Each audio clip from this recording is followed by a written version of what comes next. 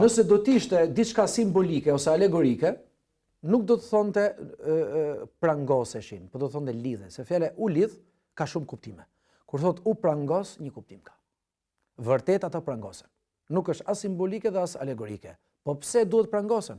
Në mënyrë që Allahu subhanahu wa taala, atë që përmendëm pak më parë se i ka quar njerëzve rastin më të mirë që ata rastin më të mirë, domethënë që ata të përmirësohet gjendja e tyre, atëherë konkretisht Allahu xhelle xhelalu e ka filluar këtë që në datën 1 të muajit Ramazan duke i prangosur, domethënë shejtanët.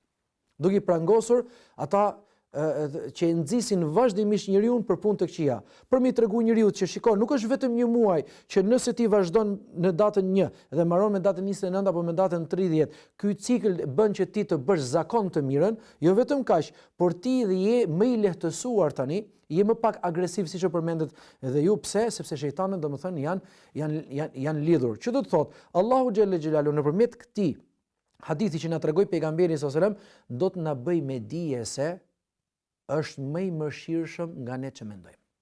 Zoti tregon mëshirë të madhe atëherë nëse dhe në muajin Ramazan, ku dhe shejtanët lidhen, ku dhe shejtanët prangosen, njerëzit nuk përmirësohen, atëherë është vërtet një mosmirënjohje ndaj Zotit, është njësoj sikur ti themi, domethënë, Zotit, o Zot, nuk du të bëjmë njëri mirë. O Zot, nuk du të përmirësohem.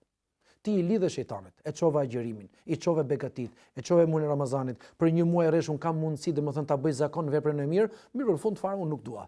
Atëherë Zoti nga një anë tregohet shumë i mëshirshëm me ty, nga ana tjetër ti ka bërë të gjitha ato të mirat që janë të mundshme dhe të nevojshme për ty, a nëse ti vetë o njeri me arrogancën tënde, me kryeneqësinë tënde nuk don të përparosh, nuk do të përmirësohesh, atëherë Zoti ti ka çuar gjitha dobit, gjitha urtësitë, njeriu vetë nëse nuk don t'i marr është përgjegjës për veten e tij.